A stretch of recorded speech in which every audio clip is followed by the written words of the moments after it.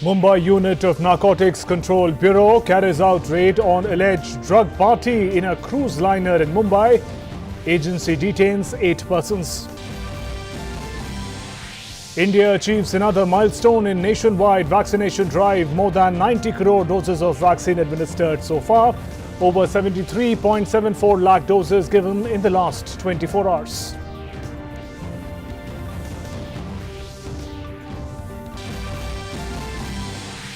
Bodies of 4 out of 5 missing Navy mountaineers recovered in Uttarakhand.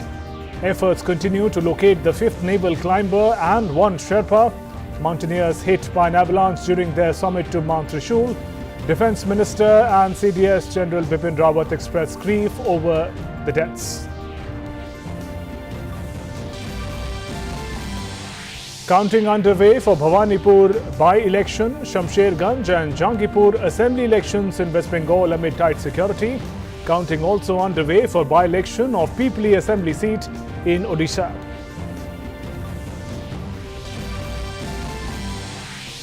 Paddy procurement starts in Haryana and Punjab. Paddy is being procured as per fair average quality FAQ norms prescribed for Kharif marketing season 2021-22.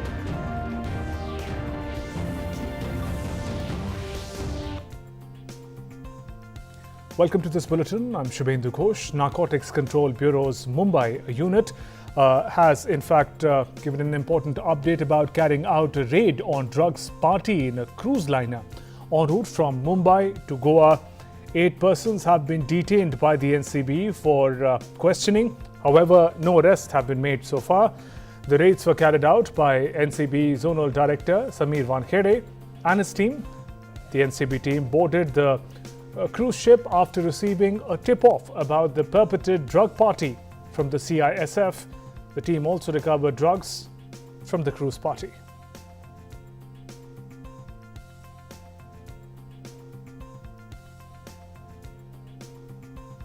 And my colleague Shishir Shelar is joining us from Mumbai on phone line with more updates.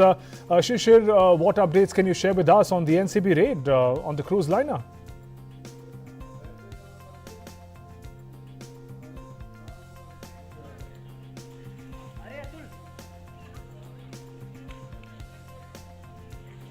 We're trying to connect to our correspondent Shishir Shelar from Mumbai on this big story. Narcotics Control Bureau's Mumbai unit have carried out a raid on drugs party in cruise liner that was en route from Mumbai to Goa.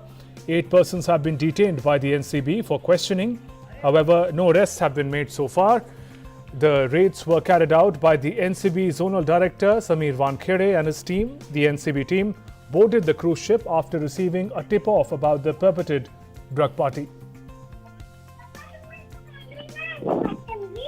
All right, let's again connect to my colleague Shishir, who's reporting from Mumbai, connecting with us on the phone line. Shishir, what updates can you share with us on this NCB raid on the cruise liner?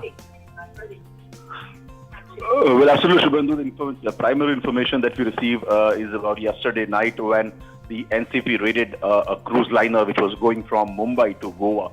As per the primary information from the sources, it is said that the NCB has carried out this raid. The Narcotics Control Bureau Mumbai office has carried out this raid as they got the information about this, and that's the reason few of the officials have already boarded the cruise liner before leaving Mumbai.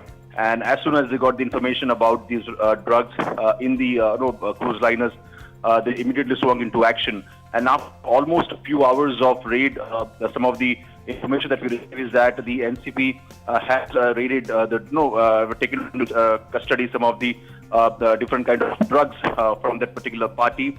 We've also got to know is that the NCB have also detained nearly 7 to 8 people in connection with this drug party. Now, obviously, the investigation is still going on right now. The NCB has confiscated some of the luggage from the people who have been involved in this, and currently all these people have been brought to the NCB office in Mumbai.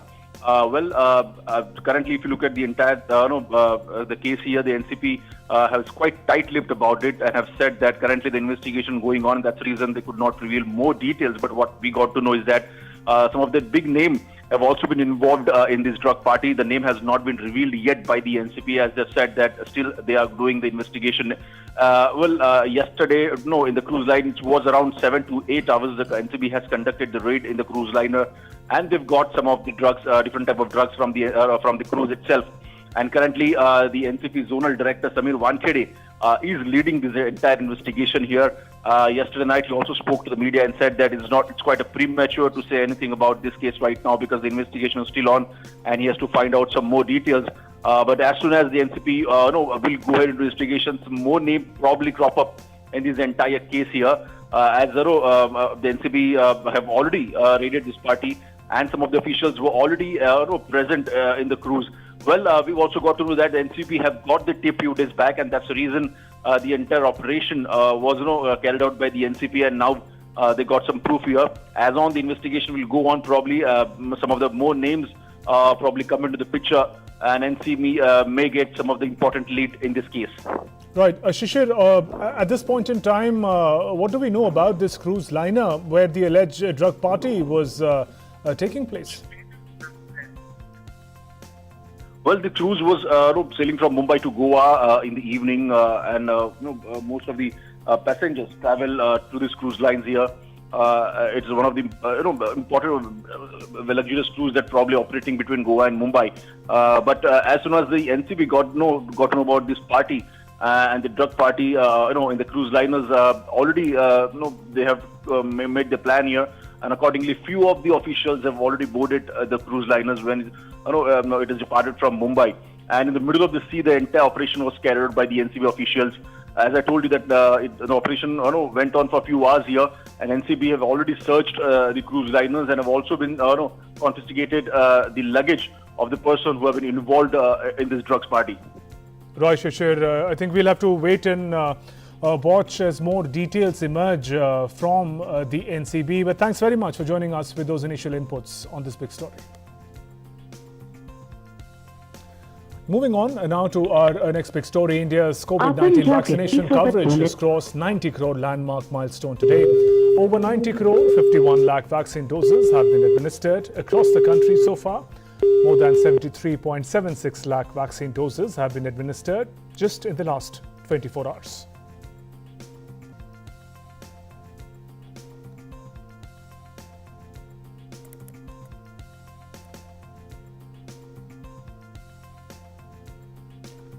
And India continues to battle the COVID-19 pandemic. The country's recovery rate currently stands at 97.87%, which is highest since March 2020. 25,930 patients have recovered in the last 24 hours. That has increased total recoveries to 3 crore 30 lakh 94,529. 22,842 new cases were reported in the last 24 hours. Active cases account for less than 1% of the total cases and are currently at 0.80%, which is the lowest since March 2020. The country's active caseload stands at 2,70,557 as the lowest in about 199 days. Weekly positivity rate remains below 3% for last 100 days and is currently at 1.66%. Daily positivity rate is also less than 3% for last 34 days and is now at 1.8%. Testing capacity in India has been ramped up. More than 57.32 crore samples have been tested so far across the country.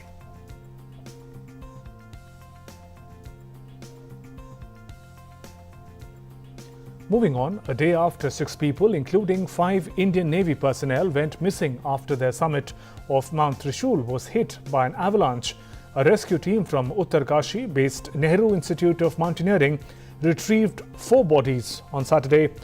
Mortal remains of 4 out of 5 missing naval mountaineers, Lieutenant Commander Rajnikant Yadav, Lieutenant Commander Yogesh Tiwari, Lieutenant Commander Anant Kokreti, Hariom MCPO, were retrieved from Chamoli. Meanwhile, efforts continue to locate the 5th naval climber and a Sherpa. 10 naval personnel along with the porter left to scale the peak on Friday morning. After reaching a height of about 6 kilometers, they were hit by an avalanche in which 6 went missing. 5 naval personnel were rescued. And Defence Minister Rajnath Singh said he is deeply anguished by the tragic death of 4 Navy personnel who were part of the Indian Navy mountaineering expedition to Mount Thrissur. Defence Minister in a message said, the nation has not only lost precious young lives but also courageous soldiers in this tragedy. He further says, my heart goes out to the bereaved families of Lieutenant Commander Rajnikant Yadav, Lieutenant Commander Yogesh Tiwari, Lieutenant Commander Anant Kokreti and Hariom MCPO. My thoughts are with their families in this hour of tragedy, praying for early locating of the remaining team members. And Chief of Defence Staff General Bipin Rawat also expressed profound grief and condolences on the unfortunate incident that caused casualties of 4 naval mountaineers due to avalanche during the expedition to Mount Thrissur in Uttarakhand. The 8th edition of India-Sri Lanka joint exercise Mitra Shakti to be conducted at Ampara, Sri Lanka from Monday, as all-arms contingent of 120 of the Indian Army will participate in the 12-day-long exercise along with a battalion of the Sri Lankan Army. The aim of the exercise is to promote close relations between the armies of both countries and enhance interoperability and sharing best practices in counter-insurgency and counter-terror operations. The exercise involves tactical level operations at sub-unit level in an international counter-insurgency and counter-terrorism environment and will go a long way in further strengthening the relationship between both the South Asian nations and will act as a catalyst in bringing synergy and cooperation at grassroots level between both armies. The 7th edition of the exercise, Mitra Shakti, was conducted at Foreign Training Note, Pune, Maharashtra in 2019. The 15th edition of Indo-Nepal Joint Training Exercise, Exercise Surya Kiran, culminated at Pithoragarh, Uttarakhand after 14 days of rigorous training. The joint exercise, which began on 20th September, was focused on counter-terrorism and disaster relief operations. The exercise culminated on Saturday. It also provided an opportunity to troops of both armies to foster everlasting professional and social bonding. After intense military training, the joint exercise concluded with both armies exhibiting their combat power and dominance over the terrorist groups during the validation exercise. The closing ceremony showcased immense talent with unique traditional touch of both the nations. The exercise is expected to go a long way in future strengthening of the bonds between the armed forces of both the countries. Moving on, the procurement of paddy in Haryana and Punjab begins today. Ministry of Food and Public Distribution has written a letter to Punjab Additional Chief Secretary for Food and Civil Supplies and Principal Secretary Food and Civil Supplies of Haryana in this regard. The letter says paddy should be procured as per the Fair Average Quality FAQ norms prescribed for Kharif marketing season 2021-22. Ministry of Consumer Affairs, Food and Public Distribution believes that the decision to start the procurement of paddy is in the overall interest of farmers and consumers, as well as to accept paddy stock to ensure quality procurement under PDS of National Food Security Programme. To celebrate the 75th year of independence, Niti Aayog's flagship initiative, the Women Entrepreneurship Platform, will felicitate 75 women achievers as part of Amrit Mahotsav celebrations.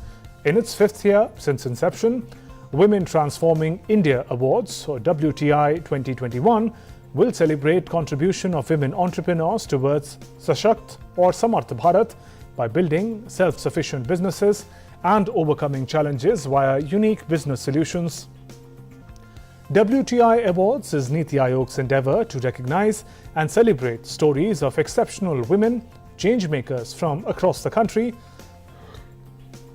Since 2018, WTI Awards have been hosted under the aegis of Women Entrepreneurship Platform with a focus on women and entrepreneurship. The award continues to bring to the fore inspiring female role models charting impact across the country. This year, WTI Awards are being launched in partnership with the UN, Cisco, CSR, FICCI and Grant Thornton, Bharat. The application form is available on wep.gov.in and applications will be accepted till 31st December this year.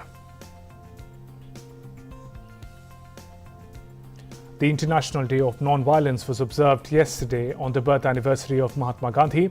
The objective of the day is to spread awareness about the idea of non-violence through education amid the recent challenge that the world is facing, including the COVID pandemic, regional conflicts. Permanent representative of India to United Nations, T.S. Tirumurti, said Mahatma Gandhi's message of truth and non-violence has never been more relevant. At a time when hate, discrimination, terrorism and conflicts are on the rise, the message of Mahatma Gandhi has never been more relevant. The message of truth and non-violence, satyagraha and ahimsa. Foreign Secretary Harshvardhan Shringla is in Sri Lanka on a 4-day visit of the island nation. During his visit, Foreign Secretary will review the bilateral ties between India and the island nation.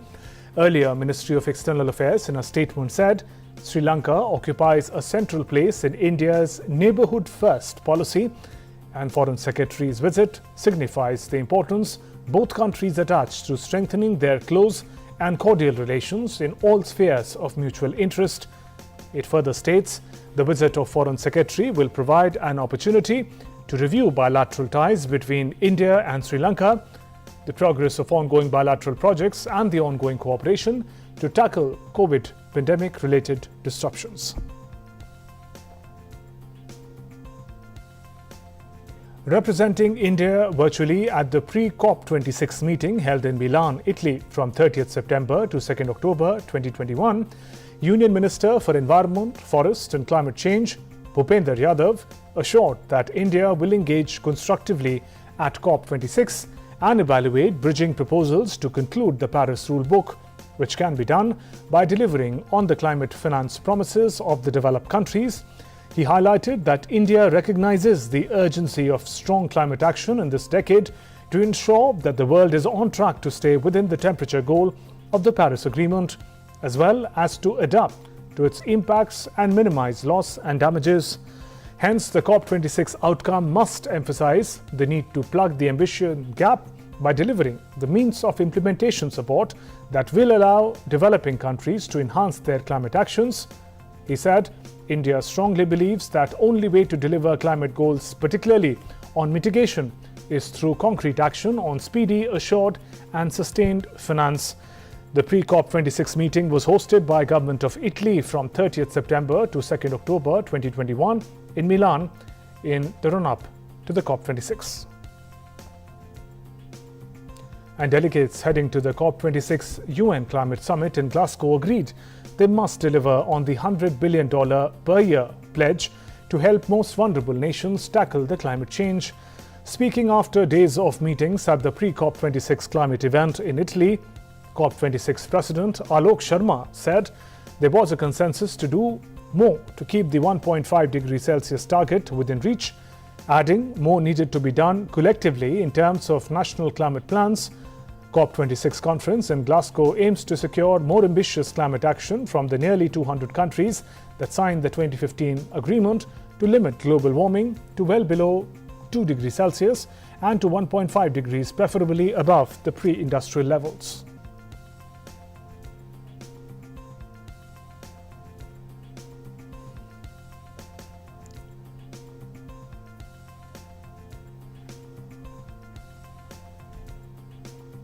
And of course, at this COP, we also need to start the discussion on what comes in terms of post-2025. In terms of the key messages that were emerging, I think everybody acknowledged that Glasgow is going to be a critical point for setting ambition in this decisive decade. And there were a number of areas that were highlighted. First, I think there was consensus that we needed to do more in terms of keeping the 1.5 degrees within reach and what that might mean for NDCs going forward. Meanwhile, US climate envoy John Kerry on Saturday said the world would rapidly move towards the goals on reduction of emissions ahead of Glasgow COP26. During a news conference in Milan, Kerry pledged that US will decarbonize ground transport by a shift to electric vehicles by the year 2030, aiming at a carbon-free power sector by 2035.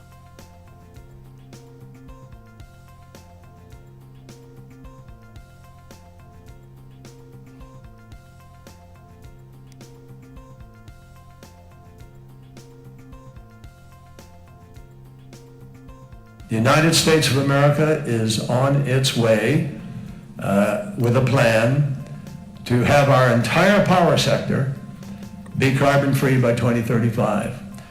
By 2030, 50% of the vehicles sold in the United States are going to be electric, and General Motors and Ford, big companies, have joined together to join in that. By 2035, the target is to no longer be using and selling internal combustion engine vehicles. We will have shifted to an economy based on electric. Those are ambitious goals. They're big goals, but they're doable. And the private sector is joining into these kinds of initiatives. Meanwhile, thousands of climate activists on Saturday marched through Milan to make their point as leaders met for pre-COP26 summit. Activists from all over Italy converged in the streets of the financial capital, calling on policymakers to match words with action and stamp out billions of dollars to wean the world of fossil fuels during a year that has seen record-breaking heat waves, floods and fires.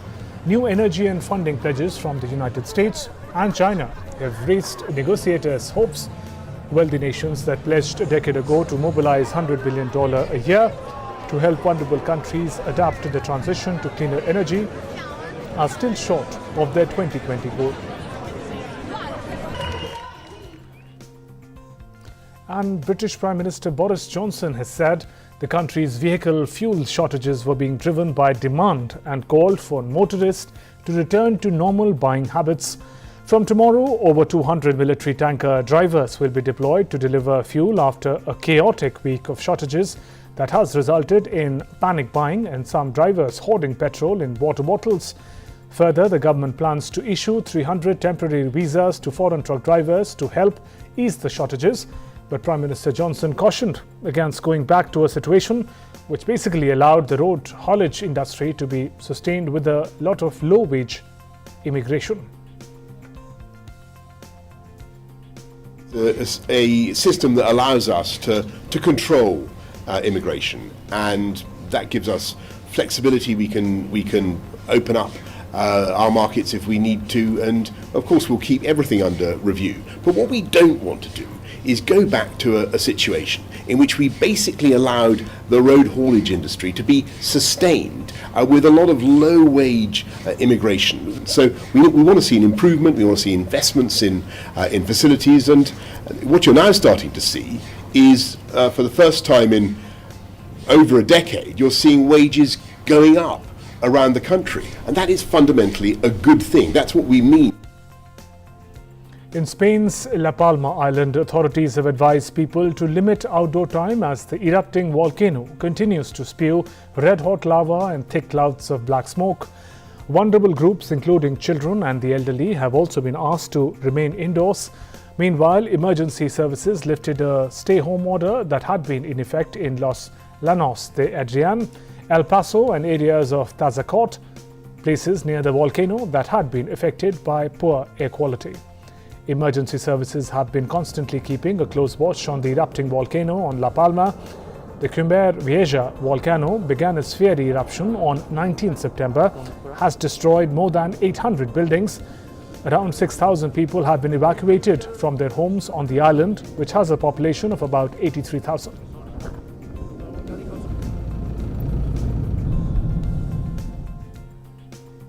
Let's take a look now at the COVID-19 numbers from across the globe.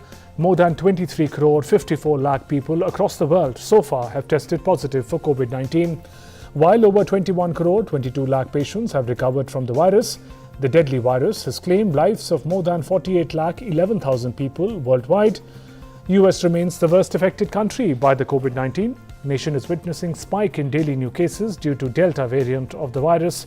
More than 4 crore 44 lakh people have been infected in the US by COVID-19. Over 7 lakh 19,000 people in the country have lost their lives due to the virus.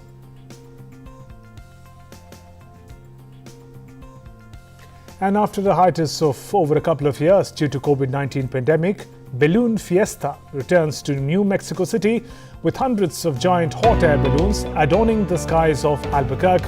Yoda, Smokey, Bear Creamland Cow were some of the notable balloons that took flight in the mass ascension that kicked off the 49th annual festival. The extravaganza will continue for 9 days. Albuquerque International Balloon Fiesta brings millions of tourists and dollars into the city.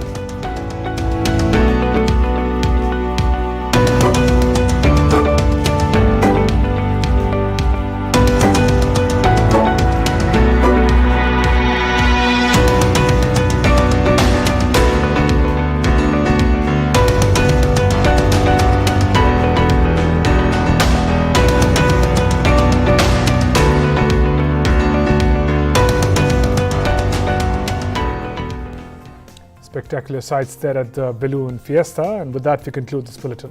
Namaskar.